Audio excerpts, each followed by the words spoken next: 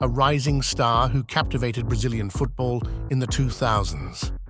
In 2009, he was signed by the world's best club at the time, Barcelona, surrounded by expectations of becoming the next great number 9 for the Brazilian national team.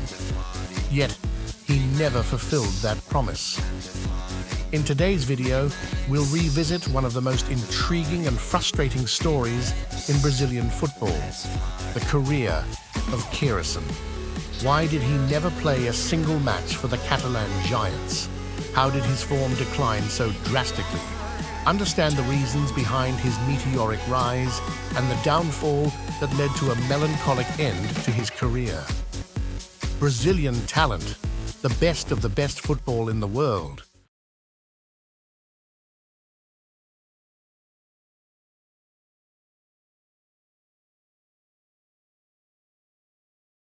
Hello, Brazilian football fans. Welcome to our channel. Today, we'll dive into the rapid and disheartening journey of Keirrison, one of the greatest Brazilian talents of the 2000s, who became what many consider the worst signing in the history of Barcelona.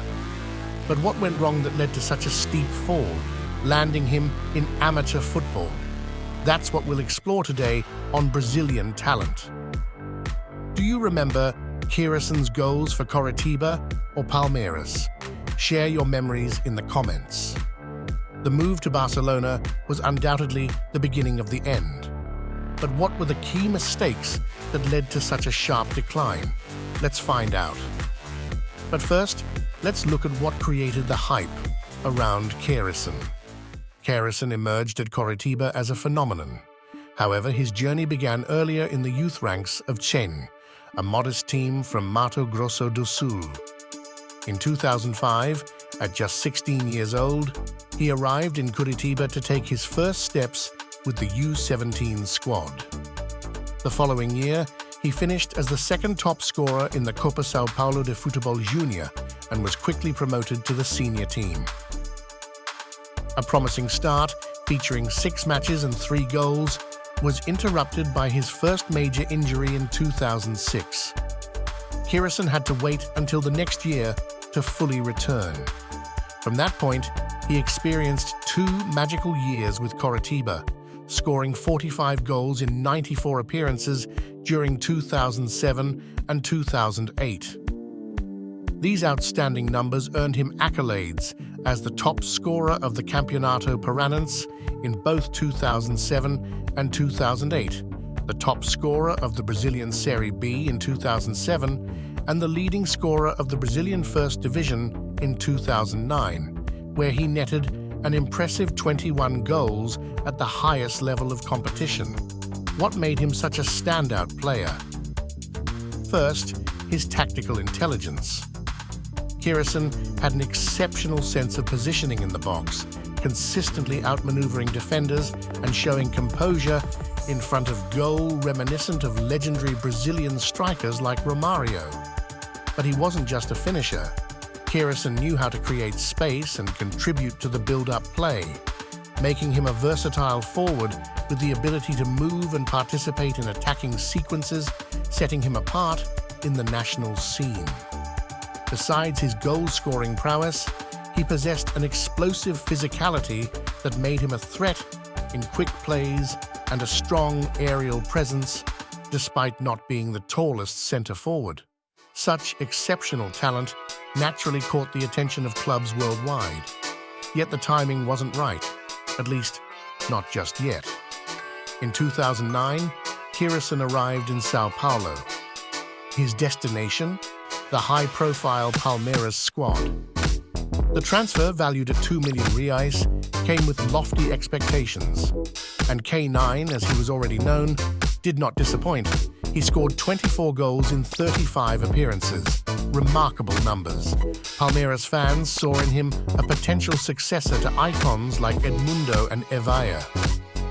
With his natural goal-scoring instinct, Keirrison quickly became a pivotal player under coach Vanderlei Luxemburgo. His performance was so impressive that after just 5 months at the club, top European teams started circling the young 20-year-old forward. Ultimately, it was Barcelona that made the decisive move, signing Keirrison for approximately 14 million euros. It seemed like a meteoric rise, joining the most glamorous team in world football at the time. But nobody could have foreseen what would come next. Do you remember the excitement surrounding Keirrison's move to Barcelona? Share your memories in the comments. What should have marked the beginning of a triumphant career turned into a series of obstacles and decisions that changed everything. If we take a closer look, before Barcelona, Keirrison had 135 matches and 72 goals. After Barcelona, he managed only 148 matches and 29 goals. What caused this dramatic decline? That's what we're about to uncover. But first, let's go back to the story. Keirrison arrived in Barcelona but never got the opportunity to showcase his talent. Due to the foreign player limit, already filled by Maxwell, Chigrinsky and Yaya Touré, the club chose to loan him out immediately. The chosen destination was Portuguese side Benfica. However, the first major challenge was adaptation. With a competitive squad and limited playing time, Keirrison struggled to find the form he displayed in Brazil. The result? Just 7 matches and no goals scored. He lasted only half a season at Benfica. In early 2010, he joined the Italian club Fiorentina. Although he had more opportunities there, new problems emerged. Injuries started to take their toll, compounded by a lack of consistent playing time that eroded his confidence. By the end of the season, Fiorentina decided to terminate the loan, which was originally set to last until 2012. His tally for the Florence side? Just 2 goals in 12 matches. With no opportunities left in Europe, Keirrison had to return to Brazil, where his decline became more pronounced and marked by a series of club changes. He joined Santos, then the most high-profile club in Brazil, home to Neymar at the time. However, his stint was far below expectations. In 1 year, he played 31 matches and scored only 10 goals, most of which came from penalties. In the second half of 2011, another major Brazilian club took a chance on him, Cruzeiro. But his time there was also underwhelming, yielding just 1 goal in 8 appearances. This return to Brazilian football was marred by numerous injuries, including one that sidelined him for the entire 2012 season. Analysts pointed out that Keirrison never regained the confidence needed to play at a high level, a critical attribute for a centre-forward. After a year out, Keirrison returned to his roots at Coritiba. What should have been a triumphant homecoming turned out to be anything but. Over 3 years, he managed only 47 matches and scored a mere 7 goals. Personal issues, injuries, and an inability to replicate his glory days weighed heavily on him. The following year brought another attempt at a fresh start. Keirrison joined Londrina, a club in Paraná competing in Brazil's 2nd division. With 8 goals in 30 matches and a reasonably decent performance, he secured a move to Arouca in Portugal. However, after only 2 matches there, he returned to Coritiba for a brief stint in 2017 that included just 5 games. His final chance at top-level football came in 2018, when he was loaned out to Londrina once again. But by then, Keirrison could no longer perform at the necessary level. He played only 6 matches and scored 1 goal in a spell plagued by injuries.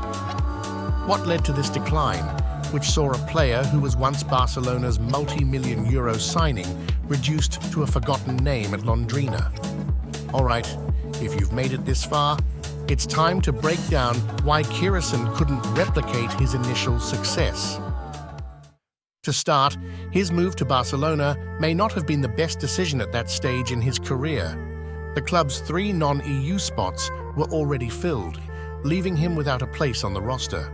Plus, the attacking lineup included stars like Henry, Ibrahimovic, Gudjonsson, and Bojan Krkić. Moving to Benfica, that too proved problematic.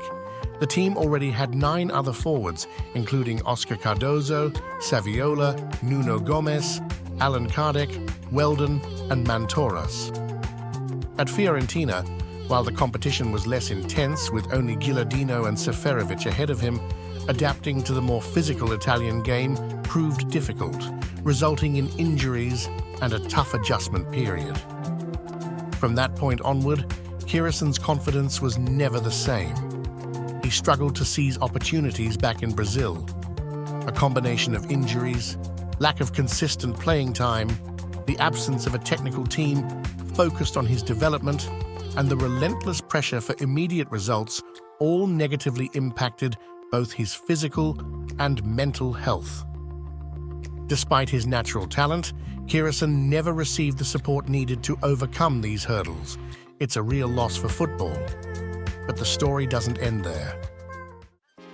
In 2021 and 2022, Keirrison wrapped up his career playing for Palm Beach Stars in the United States, competing in a semi-professional league. It was a bittersweet conclusion for someone once touted as Brazil's next great striker. By then, he was far from peak form, playing more for the love of the game than for professional ambition. And that's it. This was the journey of Keirrison, a player who had the potential for greatness but was derailed by a series of unfortunate factors. His story is a classic example of how raw talent and potential, without the right support and decisions, are not always enough to secure a successful football career. Now, I want to hear from you. Was Keirrison a victim of poor choices or just destined to fall short? Leave your thoughts in the comments. And of course, your like is very much appreciated. Don't forget to subscribe and turn on notifications to stay updated on everything about Brazilian football. Brazilian talent, the best of the best football in the world.